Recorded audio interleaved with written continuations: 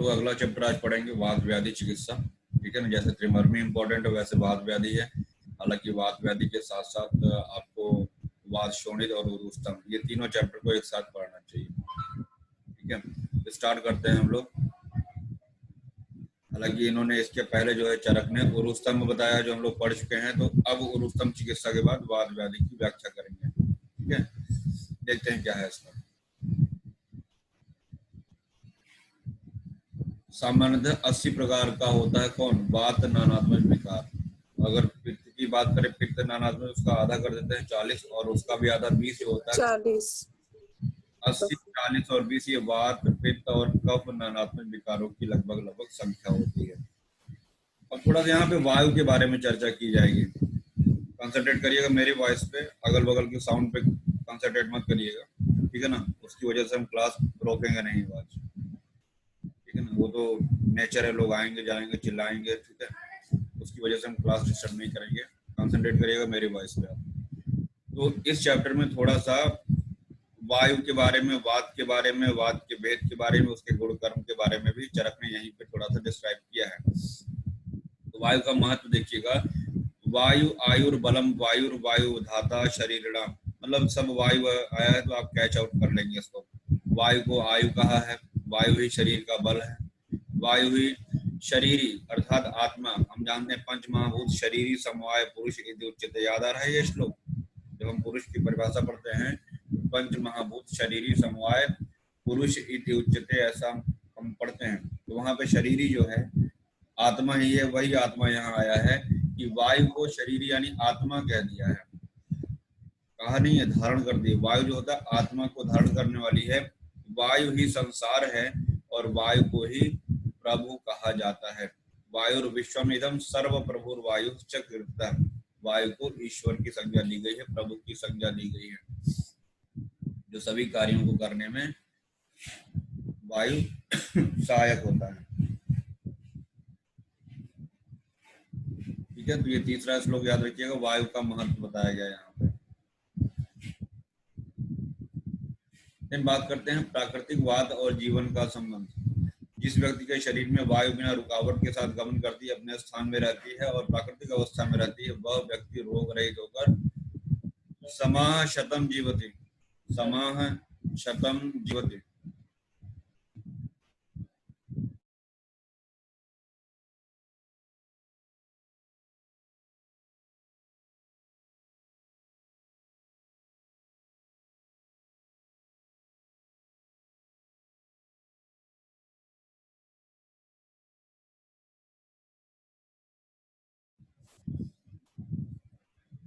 तो अगर बात उसका नॉर्मल है, मतलब जो दोष है न घटा हो न बढ़ा हो, तो नॉर्मल अगर है तो बिना रुकावट के गमन करेगा, अपने स्थान में रहेगा और प्राकृतिक अवस्था में रहता है, वह व्यक्ति 100 वर्ष तक जीवित रहता है। वायु का प्राकृतिक कर्म बताया गया है, प्राकृतिक स्थान बताया गया है ना, प्राकृतिक गुण बताए गए हैं। आप लोग पढ़ चुके हैं फर्स्ट ईयर में इसको।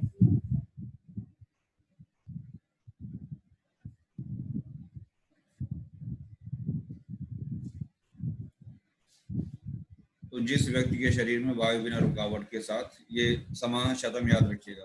फिर अगर भेद की बात करते हैं तो पुष्वा हम लोग पढ़ चुके हैं, प्राण उदान समान व्यान अपान, हमने बताया था पुष्वा PUSVA, पुष्वा याद रखेंगे तो सीक्वेंस आपको यहाँ का याद रहेगा, चरक का भी।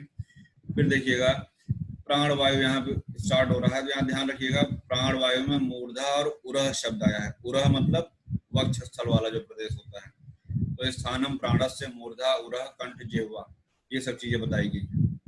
हम ज्यादा इस पे फोकस नहीं करेंगे, हम आपका डायरेक्ट आएंगे अभी व्याधि पे। बीच में जो मुख्य मुख्य बातें हैं वो हम आपको अभी इंडिकेट कर देंगे, ताकि हम डिजीज पे आएंगे। अदरवाइज मैं आपको बता दूं कि टोटल 46 पेज में भी हैं। जैसे 52 पेज का त्रिमर्मी था, वैसे ये भी इंपॉर्टेंट चैप्टर है और बड़ा चैप्टर भी है। तो शारंगधर ने कहा है कि प्राण वायु जो होता है हृदय में स्थित होता है। शारंगधर के अनुसार प्राणवायु हृदय में है और मूर्धा उरह प्रदेश जो है वो भी प्राणवायु का स्थान है, साथ ही साथ कंठ जिह्वा इत्यादि जो है यहाँ बताया था। और यहाँ पे स्थीवन क्षयतु उद्गार श्वास आहार को ग्रहण करना, ये सभी आहार आदि कर्मचर्य, ये सभी प्राणवायु के बताए हैं यहाँ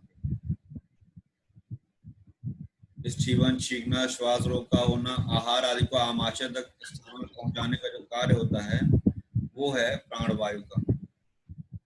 ये थोड़ा सा कुछ इंपॉर्टेंट है, याद रखिएगा।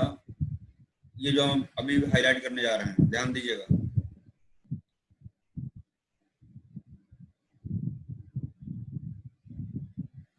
इसमें आया है उदानो नाम यस्त ऊर्ध्वम उपैति पवनोत्तम। उदान वायु को आचार्य सुश्रुत ने पवनोत्तम कहा है। तो पूछा जाता है कि पवनोत्तम कौन सी वायु है? पवन उत्तम तो उदान वायु है ना। उदान वायु को पवनोत्तम कहा है, ये आपको याद रखना है। तो प्राण वायु का वर्णन करते हुए सुश्रुत ने बताया है वायु, ऊपर की बात कर रहे हैं, यहां से देखिएगा। वायुर्यो वक्त संचारी प्राणो नाम देहद्रिक सो अन्नम प्रवेश अंतर। ये भी कह रहे हैं कि जो अन्न को अंदर प्रवेश कराए, भाई आप मुख में अन्न रखते हैं, उसको आमाशय तक ले जाने का कार्य कौन कर रहा है? प्राणवायु कर रही है। और प्राणाश्च अवलंबते प्रायशः कुर्ते दुष्टो हित का श्वास। और अगर विकृत हो जाएगा, प्रकुपित हो जाएगी प्राणवायु, तो हित का श्वास, काश जैसी व्याधियों को उत्पन्न करेगा। फिर हमने लाइन खींचा है। इसके बाद उदान की बात कर रहे हैं। उदानो नाम यस्त ऊर्ध्वम उपति पवनोत्तम। इसको जो है पवनोत्तम कहा हुआ है। तेन भाषित गीत, आपने बचपन में पढ़ा हुआ है फर्स्ट ईयर में कि उदान वायु की वजह से ही लोग बोलते हैं, गीत वगैरह गाते हैं। तो ये सब हम लोग उदान, मतलब वोकल स्पीच वाला जो होता है वो उदान वायु की वजह से होता है। ऊर्ध्व जत्रु रोगान करोति च विशेषता। और उदान वायु की वजह से ऊर्ध्व जत्रुगत मतलब क्लेविकल के ऊपर शालाक्य वाली जो जितनी व्याधियां हैं, ऊर्ध्व जत्रुगत व्याधि क्या कहते हैं? शालाक्य। शालाक्य तंत्र नाम ऊर्ध्व जत्रुगता नाम। शालाक्य की परिभाषा जब हम पढ़ते हैं तो यहाँ पे आया है शालाक्य तंत्र नाम ऊर्ध्व जत्रुगता नाम श्रवण नयन वदन घ्राणादि संस्कृता नाम, ऐसे करके आया है वहां पे। तो क्लेविकल के ऊपर की जो व्याधियां होती हैं उनको ऊर्ध्व जत्रुगत, जत्रु क्लेविकल को ही बोलते हैं। जत्रु बेसिकली क्लेविकल कॉलर बोन या उसी को ब्यूटी बोन बोलते हैं। तो ऊर्ध्व जत्रुगत रोग कौन कर रहा है? उदान वायु की वजह से हो रहा है। तो हम लोगों ने देखा कि प्राण वायु जो हो रहा है उसकी वजह से हिक्का श्वास कास हो रहा है। उदान वायु की वजह से ऊर्ध्व जत्रुगत व्याधि हो रही है। और मुख में संचार करने वाली जो वायु है उसका नाम प्राण है। प्राण वायु मुख में संचार करती है, वह शरीर का धारण करती है, आहार द्रव्य को शरीर के भीतर ले जाती है और प्राणों का अवलंबन करती है। प्राणाच अवलंबते, ये देखिए आया है ना, प्राणों का अवलंबन करना प्राण वायु का कर्म हो गया है। और इसमें जो आपको बताने लगा है, हाँ अभी हमने पीछे आपको बताया कि शारंधर के अनुसार प्राण वायु का स्थान क्या है? हृदय है। याद रखिएगा, मूर्धा और उरह ये सब तो बताया है चरक ने। शारंधर के अनुसार प्राण वायु का स्थान हृदय है। ठीक है ना।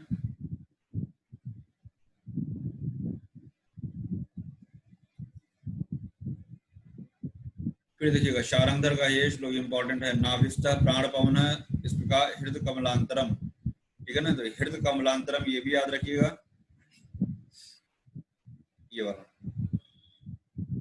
और इसमें विष्णु पादामृतम, ये कुछ शब्द इंपॉर्टेंट है जो बात के लिए आए हैं।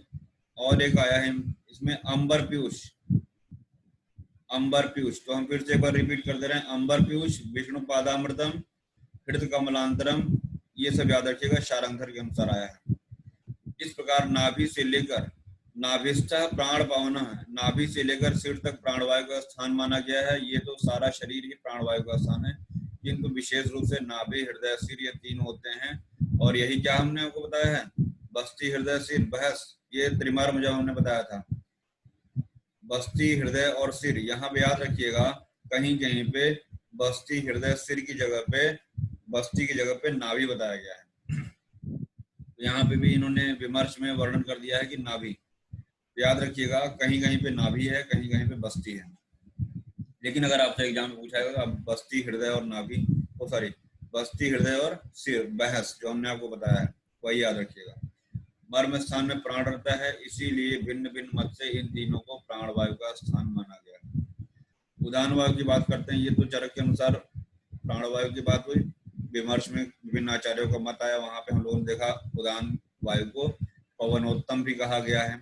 फिर हमने देखा कि शारंधर के अनुसार जो है हृदय कमलांतरम, विष्णु पादामृतम, अंबर पीयूष, ये सभी शब्द दिए गए हैं। फिर देखिएगा उदान वायु, ध्यान से सुनिएगा हमारी बात। इसके पीछे वाले में क्या था? मूर्धा, मूर्धा और उर था, उरह।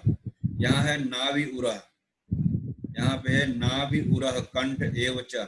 जैसा कि बोलने के लिए सहायता करता है, स्पीच के लिए, वोकल के लिए है तो कंठ में होगा। तो नाभि उरह कंठ।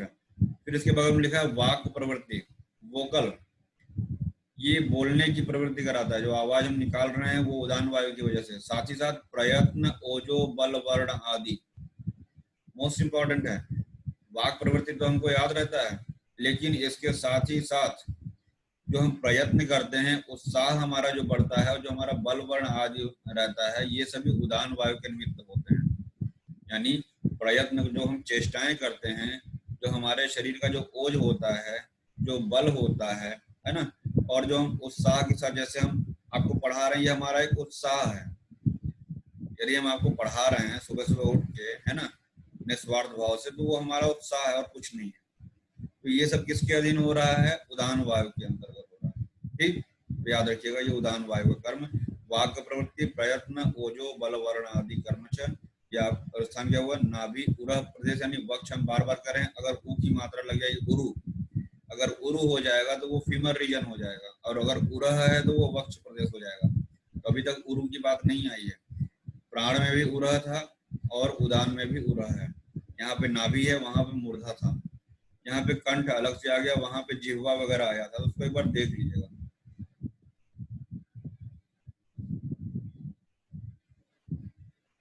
उदानो नाम यस्त ऊर्धम उपेति पवनोत्तम।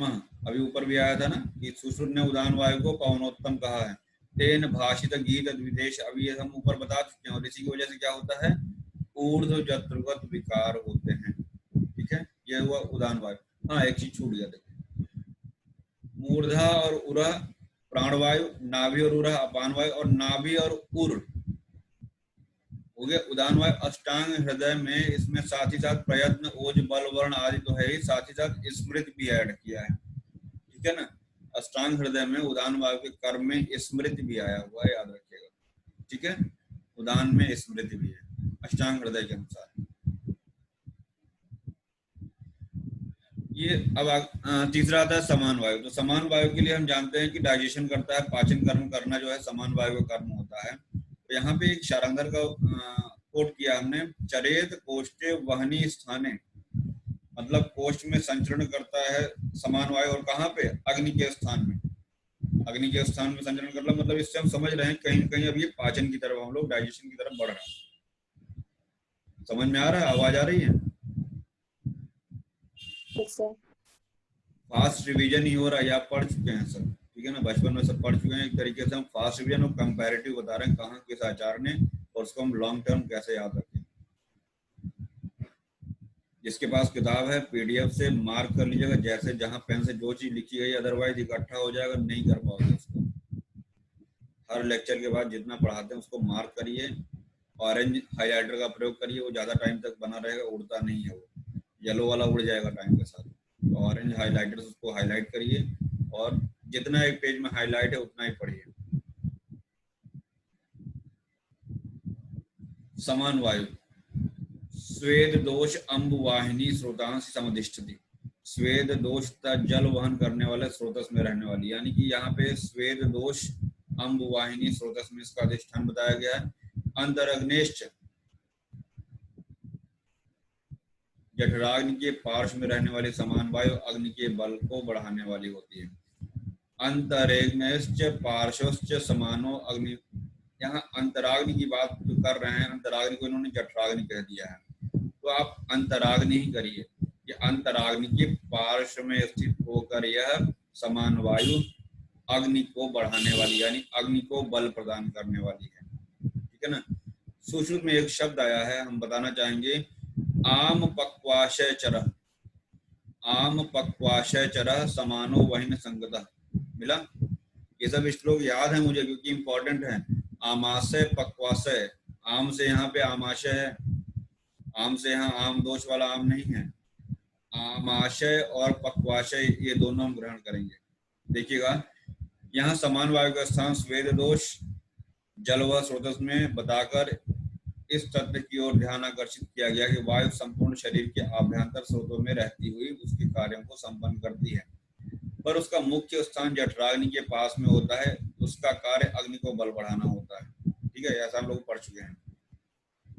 सो अन्नम पचती, जो आमाशय पक्वाशय के पास जो संचरण कर रहा है समान वायु, सो अन्नम पचती, उसका कार्य क्या है? अन्न का पाचन करना है। ठीक है ना। और अगर इसकी विकृति हो गई, जैसे हम लोगों ने अभी पढ़ा ऊपर कि हिक्का, श्वास, कास, देन हम लोगों ने उदाहरण में पढ़ा कि पूर्ण जतुर्गत व्याधियां हो जाएंगी। समान में क्या होता है?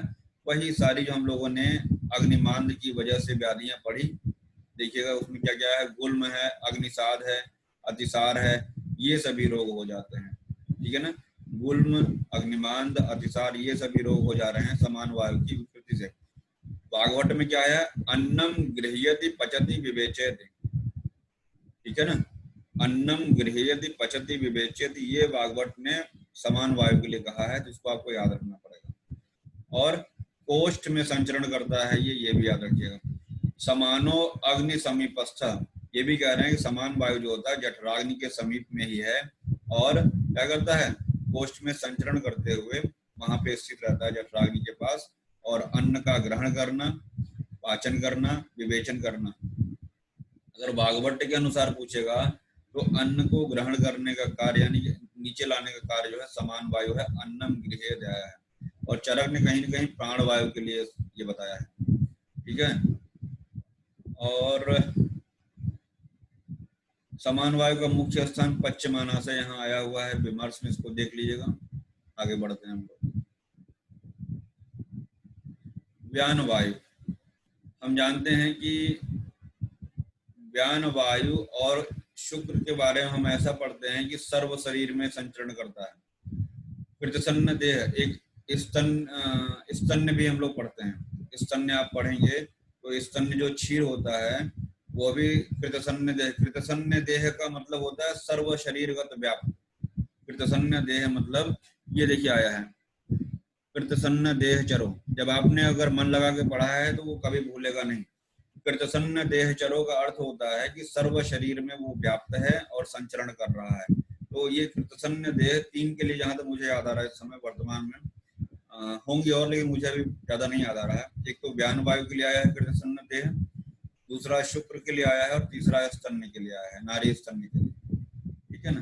तो ये तीन जो हैं ये कृतसन्न देह चर मतलब सर्व शरीरगत ये स्थित रहते हैं। तो देखिए यहाँ क्या लिखा है, व्यान वायु का स्थान अष्टांग हृदय ने हृदय माना है। भाई हृदय है तो व्यान वायु का स्थान इन्होंने हृदय मान लिया, ये याद रखिएगा। देखते हैं, देहम व्यापनोति, ठीक है ना। शीघ्र गमन करने वाली व्यान वायु मनुष्य के संपूर्ण शरीर में व्याप्त रहती है। देहम व्यापनोति सर्वम तु, मतलब संपूर्ण शरीर में व्याप्त रहती है, और इसी को सुश्रुत ने कृतसन्न देह चरो कहा है। चाहे ये कहिए चाहे कृतसन्न देह चरो कहिए, बात एक ही हुई। अर्थ वही होता है कि सर्व शरीरगत गमन करना।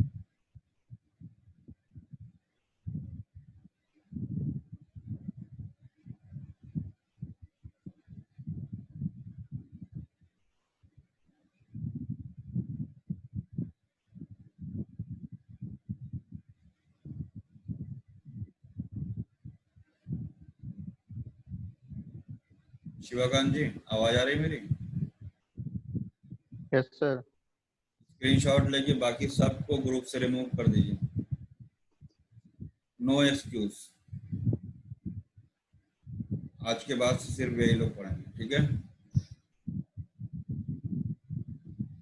आवाज आई मेरी ना? जी सर। जो नहीं है उसको बिल्कुल रिमूव करिए, दोबारा ऐड मत करिएगा। आज के बाद दो रहेंगे, हम दो को पढ़ाएंगे, भीड़ नहीं लगानी मुझे।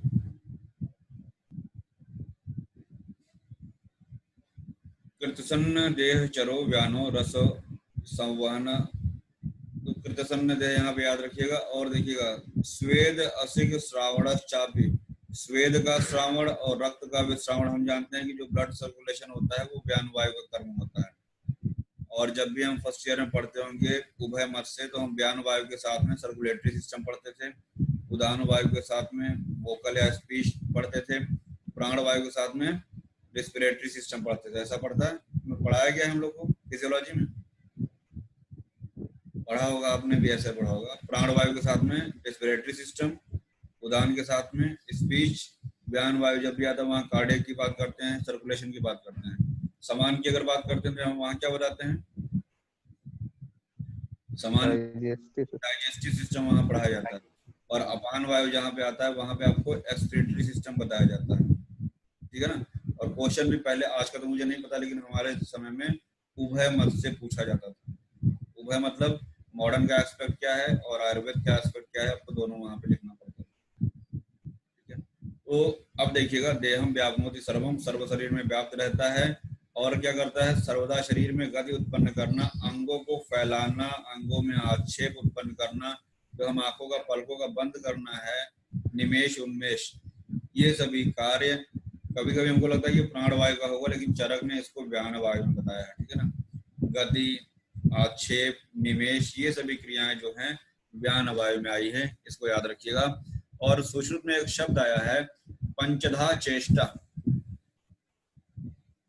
ठीक है ना। पंचधा चेष्टा जो है ये व्यान वायु में आया है, इसको भी आप याद रखिएगा। स्वेद की प्रवृत्ति जो है आपका, मलमूत्र की प्रवृत्ति वो अपान वायु के निमित्त है।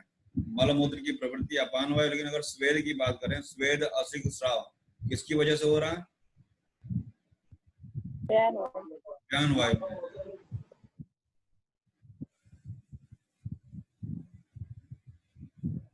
क्रुद्धश्च कुरुते रोगान प्रायश्च सर्वदेहगान। और अगर व्यान वायु कुपित हो गया तो व्यान वायु का स्थान क्या है, सर्व शरीर है। और अगर कुपित हो जाएगा तो सर्व शरीरगत व्याधि। जैसे हम लोगों ने उदान में पढ़ा कि केवल क्लेविकल के ऊपर व्याधि करेगा, वैसे ही व्यान वायु क्या करेगा, सर्व शरीरगत स्थित है तो सर्व शरीर में ही व्याधि उत्पन्न करेगा। अष्टांग हृदय में व्यान वायु के स्थान कार्य के विषय में विस्तृत किया गया है। व्यानो, म्यूट कर लीजिए, किसी का म्यूट है। व्यानो हृदय स्थित, व्यान वायु हृदय में स्थित होता है। कृतसन्न देहचारी, सर्व शरीर में व्याप्त होता है या सर्व शरीर में संचरण करता है। कृतसन्न देहचारी का ज्यादा सटीक अर्थ होता है कि सर्व शरीर में संचरण करता हुआ। व्यान वायु हृदय में स्थित, सर्व शरीर में संचरण करता हुआ। महाजव, that is important point Vagbhata का। महाजव इन्होंने इसमें व्यान वायु में प्रयोग किया है, महाजव शब्द, तो महाजव को अंडरलाइन करिएगा। और लास्ट में लिख दिया, वाग्भट ने वायु का स्थान प्रधान रूप से हृदय माना है, अभी स्टार्टिंग में लिखा हुआ था। तो प्रधान रूप से इसका स्थान हृदय में। मनोजव, अभी जो यहाँ पे महाजव आया है, वैसे मनोजव आत्मा को चरक ने कहा है।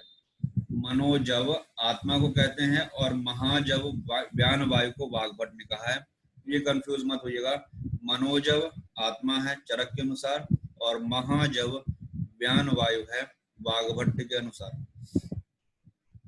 जैसे हम लोगों ने वात नानात्मज 40 पढ़े, पित्त नानात्मज 20 पढ़े हैं, कफ नानात्मज कितने पढ़े हैं, 80 40 20, सॉरी 80 वात, 40 पित्त और 20 कफ। वैसे ही शारंगधर ने रक्त नानात्मज विकार भी बताए हैं, कितने, 10। याद रखिएगा, अभी किसी को नहीं पता होगा ये बात, शारंगधर ने 10 रक्त नानात्मज विकार भी बताए हैं। अपान वायु की बात अभी हम लोगों ने उदान में देखा, क्या आया था, नाभि और, सॉरी किसमें आया था, नाभि और उर, सर उदान वायु। तो नाभि उर वहां पे था, यहाँ पे नाभि और है। नाभि और उरु यानी फीमर रीजन की बात कर रहे हैं, हाई रीजन की बात कर रहे हैं, नीचे का बात कर रहे हैं, ठीक है। वैसे भी अपान वायु का कर्म क्या होता है, मलमूत्र का प्रवर्तन करना, मलमूत्र का प्रवर्तन करना, आर्तों को बाहर निकालना, गर्भ को बाहर निकालना, ठीक है ना। अगर अपान वायु विकृत हो गई तो गर्भ इजीली नहीं निकल पाएगा, मलमूत्र नहीं निकल पाएगा, आर्तों की प्रवृत्ति प्रभावित हो जाएगी। और ये सब हम लोग अभी योनि व्यापक चैप्टर में पढ़ेंगे। वहां भी बताया गया मुख्य रूप से वात ही जिम्मेदार है, ठीक है ना, वात ही मुख्य रूप से जिम्मेदार है। जैसे हम लोग गुल में पढ़ते हैं कि मुख्य रूप से वात ही जिम्मेदार है, हर जगह वात ही होता है, वो तो शारंगधर ने स्पष्ट रूप से कह दिया है। पित्तम पंगुम कफम पंगुम पंगवो मलधातु। पित्त और कफ तो बेचारे सीधे साधे मोहल्ले के लड़के हैं, आवारा वात आता है उनको बहला फुसला के ले जाता है, चलो थोड़ा सा हम लोग घूम टहलाएं, है ना। तो सारी शरारत तो वात की होती है, वायु की होती है। पित्त और कफ तो बेचारे सीधे रहते हैं, बिगाड़ दिए जाते हैं। तो वृषणो वस्तिमेट्रम च नाभि उरु वंक्षणो गतम, गुदम, वृषण, बस्ती, मेढ्र, नाभि, पूर्व प्रदेश, वंक्षण, गुदा, ये सभी जो है अपान वायु का स्थान बता दिया गया है। अपान स्थानम अद्रस्य शुक्र मूत्र शक्रिंत च, मतलब शुक्र का, मूत्र का, शक्र यानी पुरुष को बोलते हैं। सृजत अत गर्भो, गर्भ की प्रवृत्ति कराना, है ना, गर्भ की प्रवृत्ति कराना। च युक्ता स्थान, तो यदि ये पांचों वायु, यदि ये पांचों वायु अपनी स्वाभाविक अवस्था में रहें और अपने स्थान में वर्तमान रहें तो अपने अपने कार्यों को संपन्न करती हैं और इन पांचों के द्वारा रोग रहित इस शरीर का धारण होता है। कहने का मतलब स्वकर्म कुर्वते देह उद्धारते, यहाँ पे सभी की बात कर दी है, ठीक है ना। अगर ये पांचों वायु अपनी स्वाभाविक अवस्था में हैं और अपने अपने स्थान में वर्तमान रहें तो अपने अपने कार्यों को संपन्न करती हैं। मतलब अगर नॉर्मल हैं तो अपने अपने कार्यों को संपन्न करेंगे पांचों वायु। इसमें शक्रित, मूत्र, प्रवृत्ति और ये गर्भ वाला याद करिएगा, और वृषण, बस्ती, मेढ्र ये आपको याद ही रहेगा। नाभि और उरु है यहाँ पे, ये आपको याद रखना है। ये हम लोगों ने बात किया समान अपान वायु के बारे में। अन्य आचार्यों की क्या मत है देखते हैं, अगर कुछ इंपॉर्टेंट हुआ तो वही बताएंगे, बाकी वही रहेगा। शुक्र, मूत्र, शुक्र, गर्भ, आर्तव, आर्तव यहाँ पे ऐड कर दिया है। बस्ती, गुदा, आश्रय बता दिया है। शुक्र दोष, हाँ ये इंपॉर्टेंट है। क्रुद्धश्च कुरुते रोगान घोरान बस्ति गुदा आश्रयान शुक्र दोष प्रमेहास्तु व्यान अपान प्रकोपजा। व्यान और अपान दोनों एक साथ लिख दिया है। व्यान और अपान के प्रकोप से शुक्र दोष और प्रमेह बताया है सुश्रुत में, ठीक है ना। व्यान और अपान दोनों जिम्मेदार होते हैं शुक्र दोष और प्रमेह में। इन शब्दों के साथ पक्वाशय को अपान वायु का स्थान माना गया है। ये सब इंपॉर्टेंट नहीं, वो याद रखिएगा। शुक्र दोष और प्रमेह में व्यान और अपान दोनों। विकृतवाद का परिणाम की अगर बात करते हैं, अगर वायु विकृत हो गया, स्टार्टिंग में लोगों ने प्राकृतिकवाद का परिणाम पढ़ा था, महत्व पढ़ा था। ये क्या है, उन्मार्ग में अगर वायु चला जाएगा तो ये पांचों वायु अपने स्थान और कर्म के अनुसार उत्पन्न होने वाले रोगों से शरीर का पीड़न करते हैं। जो भी हम लोगों ने अभी पढ़ा, चाहे वो हिक्का श्वास काश था, चाहे ऊर्ध्वगत विकार था, चाहे व्यान का संपूर्ण शरीर में स्थित व्याधियां हो जाएंगी, या अपान वायु की विकृति की वजह से मलमूत्र की प्रवृत्ति का रुकना, आर्तव का रुकना, ये सभी व्याधियों को उत्पन्न करके पीड़ा पहुंचाना प्रारंभ कर देंगे। यही लिखा हुआ है यहाँ पे।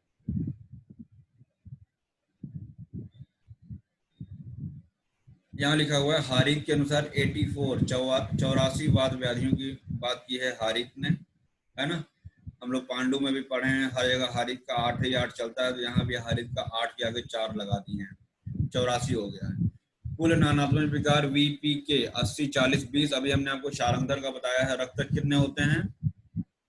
10।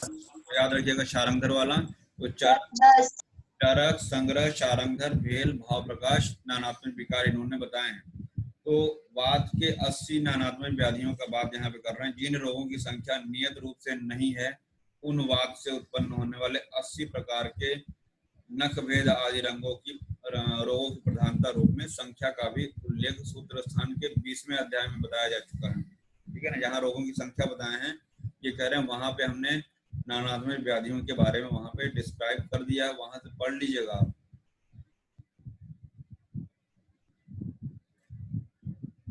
हम आपको स्टार्टिंग से अब तक जितना भी पढ़ाए हैं बच्चा, हमने आपको बताया है कि किन किन कारणों से वात प्रकोपित होता है। अब तक शायद आपके दिमाग में बन चुका होगा कि अगर हम आहार की बात करें तो रुक्ष आहार रहेगा, कटु तिक्त कषाय आहार रहेगा, है ना। स्नेह रहित अगर आहार आप सेवन कर रहे हैं, ये तो हुआ आहार की बात। अगर विहार की बात करें तो रात्रि प्रजागरण से, शोक से, क्रोध से, भय से, व्यवाय से, व्यायाम से, अध्वगमन से, सवारी करने से, है ना, लंघन यानी उपवास करने से, अधारणी वेग धारण करने से। कुछ याद आ रहा है? ऐसा हम लोगों ने बार बार पढ़ा है, रिमाइंड हो रहा है कुछ ऐसा? और यही सब यहाँ पे आया है, कुछ नया नहीं आया है। पंचकर्म का मतलब अगर आपने सही से मिथ्या प्रयोग पंचकर्म। उसके कॉम्प्लिकेशन के रूप में हो सकता है। ये सभी कारण यहाँ पे हर चीज पढ़ी नहीं जाती है। और एक धातु के क्षय से भी, अगर धातु का क्षय होगा, अभी जो नहीं बताया है, धातु के क्षय से भी वात की वृद्धि होती है। वेग संधारण से होता है, अभिघात से होता है। ठीक है, तो देखिए क्या लिखा हुआ है, रूक्ष शीत अल्प व्यवाय प्रजागरण यानी रात्रि जागरण और विषम उपचार। विषम उपचार की बात यहाँ पंचकर्म के लिए कहेंगे। पंचकर्म का आपने विषम रूप से अगर प्रयोग कर लिया, दोष असिक श्रवणादिति, और इसके बाद धातु नाम संचयात, ये आया है ना, धातु क्षय, अगर धातु का क्षय होता है तो भी वात बढ़ेगा। शोक, शोक की वजह से विषादो रोग वर्धना नाम अग्रह में आया है, तो शोक की वजह से भी। दुख शैया मतलब अगर आपका आसन सुख पूर्वक सोने वाला नहीं है ना, बहुत हार्ड है इस तरीके से, जहाँ पे निद्रा नहीं आ रही है, यानी कि जागता रहेगा, उसकी वजह से भी। क्रोध की वजह से भी, है ना। तो ये सभी जो कारण है आपका, वेग संधारण, अधारणी वेग को धारण करने से, अभिघात यानी चोट लग जाएगा, मर्म पे आघात होने से। तो ये सभी कुछ कारण बताए हैं वात के कुपित होने के। देहे स्रोतांसे रिक्तानि पूर्यति अनिलो बलि करोति विविधान व्याधीन सर्व। याद रखिएगा, अनिलो, अनिल किसके लिए आया है, वात के लिए आया है। ये बीएचयू में पूछा गया था एक बार। शरीर में रिक्त स्रोतों में को बलवान वायु कुपित होकर भर देती है, इससे संपूर्ण शरीर में या किसी अंग विशेष में रोग उत्पन्न होता है। वो श्लोक खाली याद रखिएगा, देह स्रोतांश रिक्तानि पूर्वत अनिलो बलि, मतलब जो वायु होता है स्रोतस को भर देता है। ठीक है ना, यही वहां पे मतलब लिखा हुआ है।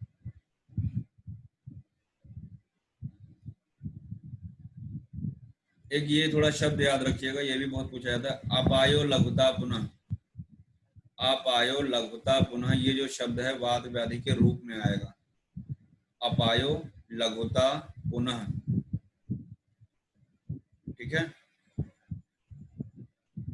और लाघव अपाय, ये तृष्णा में आएगा।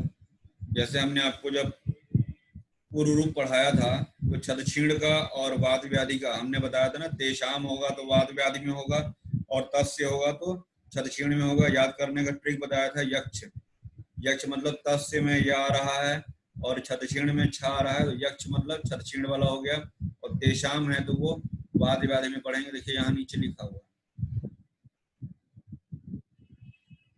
लिखा, ये वात व्याधि का पूर्व रूप है। ये वात व्याधि का पूर्व रूप है क्या, अव्यक्त लक्षण। अव्यक्त लक्षण होता है मतलब कोई लक्षण मतलब स्पष्ट नहीं हो पाता है, और ऐसा हम लोगों ने छदक्षीण में भी पढ़ा था। याद आ रहा है कुछ ऐसा, वहां पे था अव्यक्त लक्षणम तस्य पूर्व रूपम इति। ये तो हुआ छदक्षीण का और वात व्याधि का पूर्व रूप का समानता। हमने यहाँ पे रूप के लिए हमने आपको बताया, अपायो लघुता पुनः वात व्याधि में है, अभी आगे आएगा, और लाघवम अपाय तृष्णा।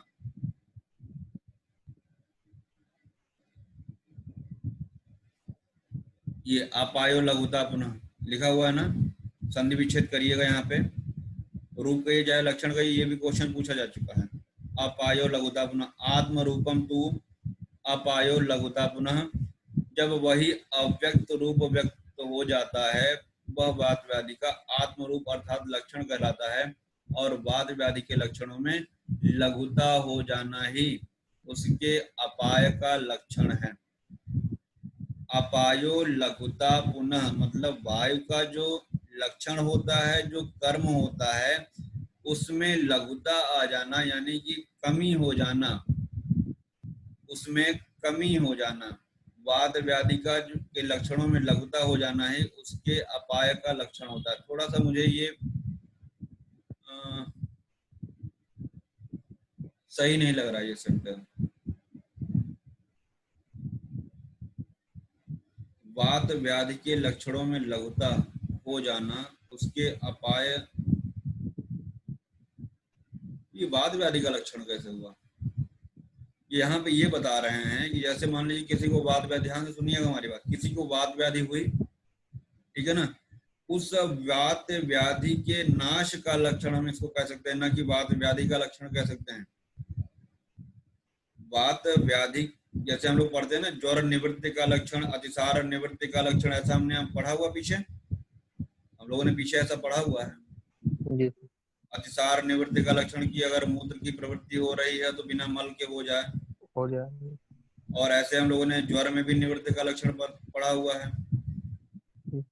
वैसे ही मुझे ये लग रहा है, और लग नहीं रहा, वही होना भी चाहिए कि वात व्याधि की निवृत्ति, यानी वात व्याधि की, अगर आपको उससे वात व्याधि जो है जो उत्पन्न हुई, अगर उसका नाश हो जा रहा है तो क्या होगा भाई, जो बीमारी हो रही थी, जो वात व्याधि के लक्षण थे, उसमें अपायो लघुतापनम, उनके लक्षणों में कमी आ जाएगी, यही है। उसको याद रखिएगा, थोड़ा सा क्वेश्चन मार्क लिख लीजिएगा, वात व्याधि निवृत्ति और क्वेश्चन मार्क लिख लीजिएगा, दैट इज इंपॉर्टेंट पॉइंट। और सही है, अपायो लघुता पुनः, ठीक है। आगे बढ़ते हैं थोड़ा सा। कुपित वायु का लक्षण, कुपित वायु, अगर वायु कुपित हो जाएगी तो संकोच पर्वणाम स्तंभो भेदो अस्थियानाम पर्वणाम, अगर वायु प्रकुपित हो गई है तो संकोच, पर्व, स्तंभ, अस्थियों में भेद, और पर्व में, पर्व मतलब ज्वाइंट्स को बोलते हैं, लोमहर्ष, पाणी पृष्ठ शिरोग्रह, प्रलाप होगा, ये सभी तो है ही। गर्भ शुक्र ओजनाश स्पंदनम गात्र सुप्तता, नेक्स्ट लाइन देखिएगा। और साथ ही साथ खंजता, पंगुता, पांगुल्य, कुब्जता, शोष, ठीक है ना, अंगों में शोष, ये सभी क्या है, कुपित वायु का लक्षण यहाँ पे बताया गया है, ठीक है। गर्भ शुक्र ओजनाश, यहाँ भी ओज आया है, ध्यान रखिएगा, वात व्याधि में भी ओज का नाश बताया गया है। और सिरो नासा अक्षि जत्रुणाम ग्रीवायाश्चापि हुंडनम, एक बार हुंडनम पूछा था, नीचे लिखा हुआ है, एनआईए में क्वेश्चन आया था, चक्रपाणि ने शिर आदि का हुंडन का अर्थ दब जाना, यानी कि जो ग्रीवा या सिरा प्रदेश है, हुंड का मतलब दबा देना, नीचे दब जाना है, यही पूछा था एक बार हुंडनम वाला, इसलिए हमने वो क्यों लगाया हुआ। सिरो नासा अक्षि जत्रुणाम, एक बार हिंदी वाला पढ़ लेते हैं, इंपॉर्टेंट है चूंकि ये। प्रकुपित वात के लक्षण, अंग प्रत्यंगों में संकोच होना, जगड़ाहट होना, अस्थियों और पर्वों में भेदनवत वेदना होना, रोमांच, प्रलाप, पृष्ठ, पैर, सिर में जकड़ाहट, ठीक। हमने आपको खंज और पंगु बताया था, एक पैर से अगर है तो वो खंजता, दोनों पैर से है तो पंगुता। कुब्ज हम जानते हैं कि आपने देखा होगा कि जो वर्टिब्री है वो टेढ़ा हो जाता है तो उसको कुब्ज बोलते हैं, टेढ़ा मेढ़ा जो वक्राकार जो शरीर हो जाता है। निद्रा का न आना, गर्भ का गिर जाना, शुक्र का नष्ट हो जाना, आर्तव, अभी सभी अपान की बात कर रहे हैं, आर्तव का नष्ट हो जाना, शरीर में शून्यता हो जाना, शिर, नाक, नेत्र, जत्रु और ग्रीवा प्रदेश का टेढ़ा हो जाना, टेढ़ा मतलब वही हुंड, हुंड का मतलब चाहे टेढ़ा कही चाहे दब जाना, दोनों बात हुई। उसी पे चक्रपाणी ने टीका करते हुए कहा कि दब जाना, ये तो सभी बात हुई कुपित वात के लक्षण की। चक्रपाणी ने यही बोला है, मुंडन के लिए चक्रपाणी की टीका से हमने देख के लिखा, शिरो प्रभृति नामंत प्रवेश, शिरो प्रभृति नामंत, नमन करने के लिए हमने आपको बताया था, झुकने के लिए, इसके पहले भी हम आपको बता चुके हैं शायद, ये नमन करना होता है झुकना, ठीक है। तो शिरो प्रभृति नामंत, शिरा प्रदेश का झुकना हुंडन हो गया। अब देखिए यहाँ से थोड़ा सा चैप्टर चेंज होने वाला है, चेंज किस सेंस में होगा देखिएगा।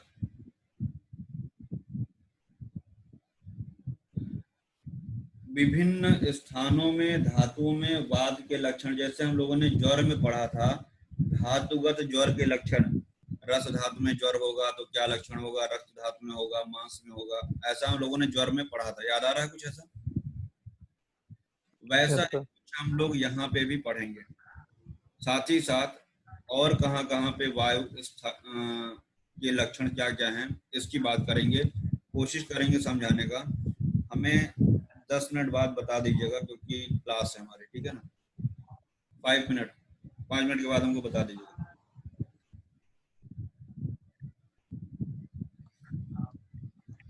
अगर ये वायु कोष्ठ में स्थित है तत्र कोष्ठाश्रिते दुष्टे निग्रहो मूत्र वर्चसो। ठीक है ना। कोष्ठ आश्रित वायु का लक्षण क्या है? इन कारणों और स्थानों की विशेषता से होने वाले विभिन्न रोगों में जब कोष्ठ में रहने वाली वायु दूषित हो जाती है तब देखिएगा ध्यान से, तत्र कोष्ठ आश्रिते दुष्टे निग्रहो मूत्र वर्चसो। आपको सिर्फ इतना याद रखना है कि अगर वायु कोष्ठ आश्रित हो गई है तो निग्रह यानी अवरोध हो जाता है किसका? मूत्र और पुरीष का। वर्च मतलब पुरीष। कोष्ठ में आश्रित हुई तो निग्रह मूत्र और पुरीष का हो जाएगा। साथ ही साथ हृदय रोग, ब्रघ्न, गुल्म, अर्श और पार्श्वशूल, ये सभी के सभी कोष्ठ आश्रित यूपीएससी में पूछा गया था। यूपीएससी में पूछा गया है और इम्पोर्टेंट है। यहां से इम्पोर्टेंट पार्ट अब स्टार्ट होता है, मैं बता दे रहा हूँ। जो नहीं समझ में आएगा उसको पूछ लेना। तो ब्रघ्न, हृदय रोग, गुल्म, अर्श, पार्श्वशूल, ये सभी जो है कोष्ठ आश्रित वायु की बात कर रहे हैं। म्यूट कर लीजिए, किसी का अनम्यूट है। और मूत्र और पुरीष का निग्रह हो जाना, ये हुआ कोष्ठ आश्रित की बात।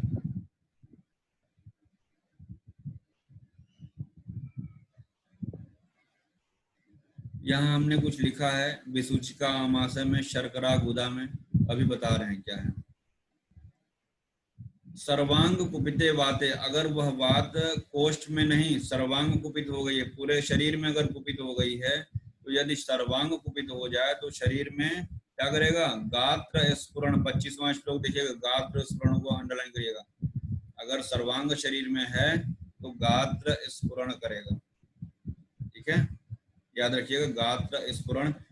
अगले लाइन में आया है वेदनाभि परितश्च स्फुटन्ति वास्य संध्य। संधियों में स्फुट, जैसे हम लोग अंगुलियों को फोड़ते हैं, बजाते हैं तो अंगुली में चिट चिट की आवाज आती है अस्थि से, संधियों से, वैसे ही संधियों से आवाज आएगा। तो पहला तो हुआ सर्वांग में गात्र स्फुरण। दूसरा क्या हुआ? भंजन का मतलब होता है टूट जाना। भंजन का मतलब होता है टूटना। और नीचे आया हुआ स्फुटन होना संधियों में। संधियों में फूटने के समान वेदना भी होती है। ठीक है, तो याद रखिएगा, हमने लिखा है कि स्फुटन्ति वास्य संधेयः, हमने लिखा है अस्थिगत नहीं है। तो आपको याद रखना है कि संधि को देख के ऐसा ना हो कि आप आंसर लगा दे अस्थिगत वात का लक्षण नहीं, वो सर्वांग कुपित वात में आया है। और गात्र स्फुरण भी, जब आप इसको हैंड रिटन लिखेंगे तभी समझ में आएगा। गुदगत की बात करते हैं। अगर गुदा में वात स्थित हो जाए, यदि वात ने अपना आश्रय गुदा को बना लिया, अगर प्रकुपित वात ने गुदा को अपना आश्रय बना लिया, तो क्या होगा? विड़ मूत्र आता नाम, यदि गुदा में स्थित वायु कुपित हो जाए तो मल मूत्र और अपान वायु की रुकावट हो जाती है। विड़ मूत्र वाता नाम लिखा हुआ है। वात की अगर बात करेंगे तो गुदा में, गुदा प्रदेश में अपान वायु बेसिकली होगा, तो मल मूत्र और अपान वायु का अवरोध हो जाता है। ठीक है, शूल, आधमान, और यहाँ पे अश्म शर्करा हुआ है। शूल, आधमान, अश्म शर्करा। तो अश्म शर्करा का मतलब होता है अश्मरी और शर्करा। अश्मरी और शर्करा। तो हमने अभी ऊपर लिखा था कि गुदा में शर्करा, अभी हमने ऊपर लिखा था गुदा में शर्करा। तो जहां पे श्लोक में शर्करा यानी शक्कर आया हुआ है वो गुदा वाला है, याद रखिएगा इसको। ठीक है, ये बीएचयू में पूछा गया था। ग्रहो वीड़ मूत्र वाता नाम शूलम आधमान शर्करा। तो ध्यान से सुनो, फिर से एक बार बता रहे हैं। शूल, आधमान, ये देख के आपका दिमाग किधर घूमता है? कोष्ठ की तरफ। कोष्ठ की तरफ जाएगा, उदर की तरफ जाएगा, परंतु किसमें है? ये गुदा में है, याद रखिएगा। शूल, आधमान, अश्म शर्करा, विड़ मूत्र वाता नाम, ये सभी जो है गुदगत वायु में है। इसके साथ साथ जंघा, उरु प्रदेश, उर नहीं उरु, उरु प्रदेश, त्रिक प्रदेश और पृष्ठ प्रदेश में साथ ही साथ क्या हो जाता है? इन सभी में वेदना और शोष हो जाता है। वेदना और शोष। ठीक है ना, तो याद रखिएगा गुदगत, इसमें आपका रीनल स्टोन, रीनल की बात नहीं करेंगे। मूत्राशय में अश्मरी, अश्म शर्करा आया हुआ है। और उदरशूल, आधमान, अश्मरी हो गया, और इन सभी स्थानों में शोष भी हो जाएगा, तो शोष को सर्कल बना लीजिएगा, शर्करा को सर्कल बनाइएगा आप, और शूल आदमांश से कंफ्यूज नहीं होना है, कोष्ठ में नहीं जाना। और हमने लिखा भी है, देखिएगा एक और कंफ्यूजन होता है आमाशय, इसको हम अगली क्लास में बताएंगे, लेकिन आमाशय में देखिएगा विसूचिका आया हुआ है। अब ये भी हमको याद रखना होगा कि कोष्ठ अलग बताया है, आमाशय अलग बताया है, ठीक है, कोष्ठ अलग है, आमाशय अलग है, ये हमको ध्यान रखना पड़ेगा। इसके आगे थोड़ा सा कंफ्यूजिंग ना हो, हम लोग नेक्स्ट लेक्चर में इसको कवर करेंगे, और धातुगत जो वात व्याधि के लक्षण है उसको भी पढ़ेंगे, ठीक है, नेक्स्ट लेक्चर में। Thank you.